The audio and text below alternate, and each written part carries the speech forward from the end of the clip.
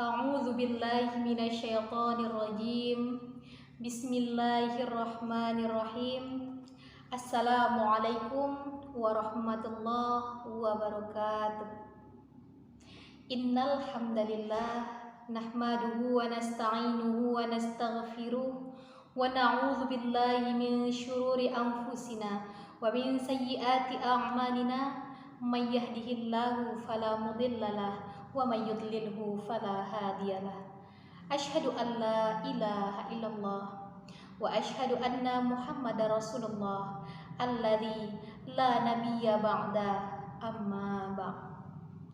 Rabbi shrah li sadri wa yassir li amri wakhlul 'uqdatam min lisani yafqahu qawli.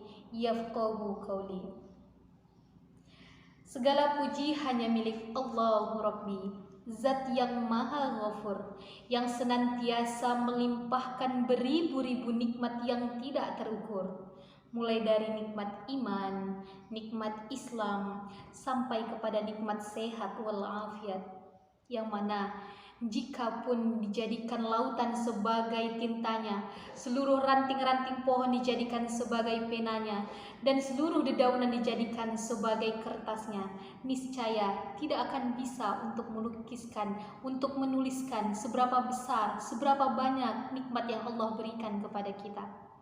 Tak lupa salawat beriringkan salam semoga selalu tersampaikan, tercurahkan kepada baginda Nabi besar Muhammad sallallahu alaihi wasallam, Nabi akhirul zaman, Nabi yang membawa kita dari zaman jahiliyah menuju zaman Islamiyah, dari zaman yang gelap gulita menuju zaman yang terang benderang seperti sekarang ini.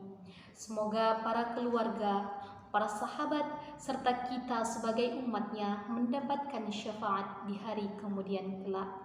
Amin, amin ya rabbal alamin.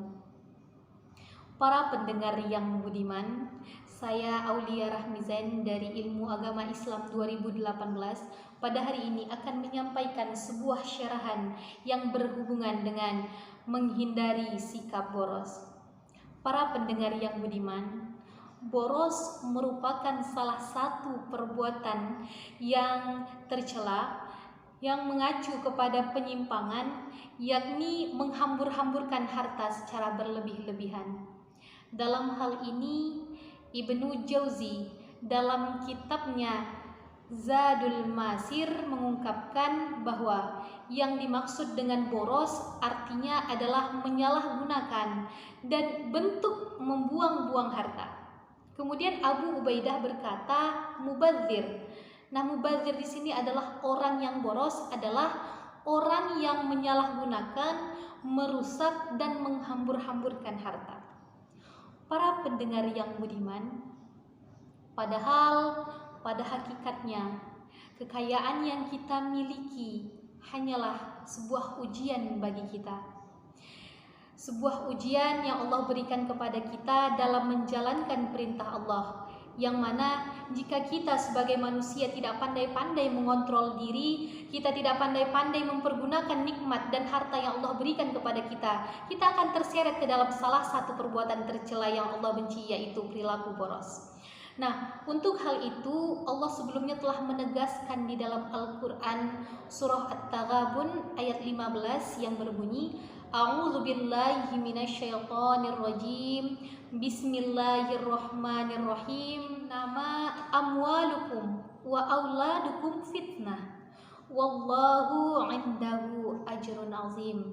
Allah katakan di dalam Al-Quran surah At-Taghabun ayat 15 bahwasanya sesungguhnya hartamu, amwalukum, dan anak-anakmu, wa auladukum fitnah, adalah sebuah cobaan, adalah sebuah ujian bagimu.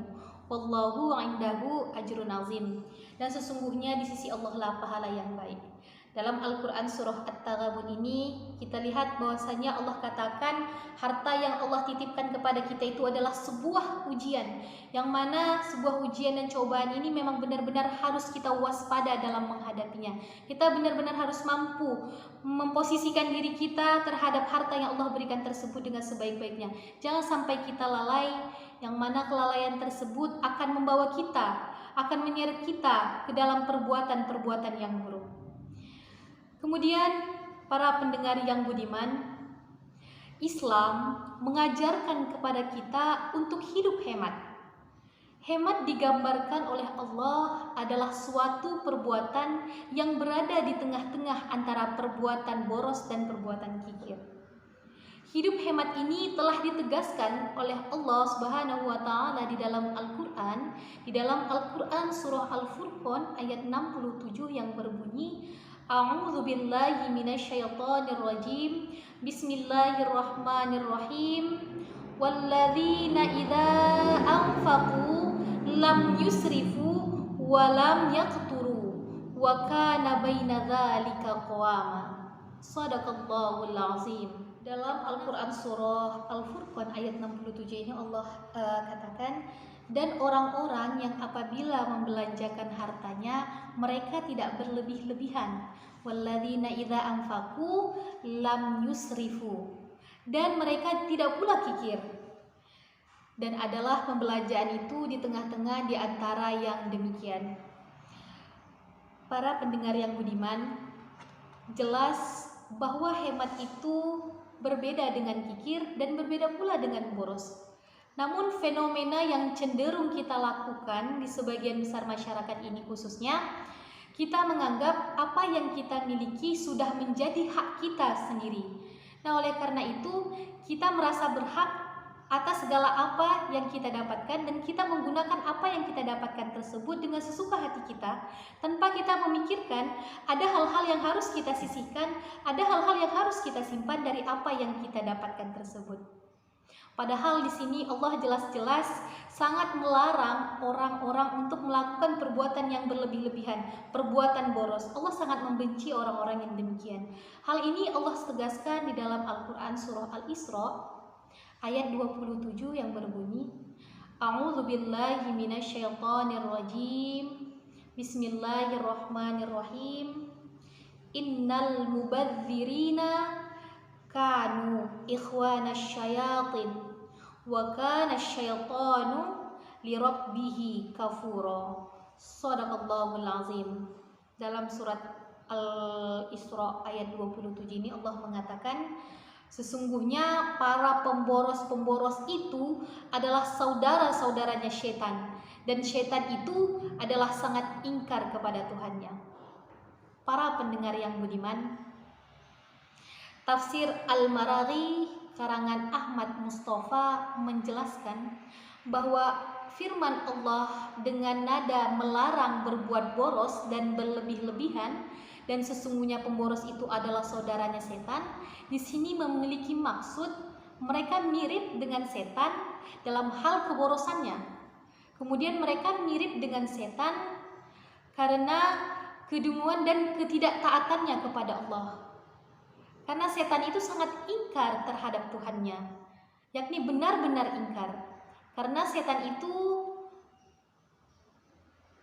mati karet, karena setan itu nggak nampak udah deh. Langsung aja. Apa ini? Mengingkari. Nanti nggak bisa dipotong. Bisa. Karena setan itu mengingkari nikmat Allah yang telah Allah berikan kepadanya, kemudian tidak juga menaatinya.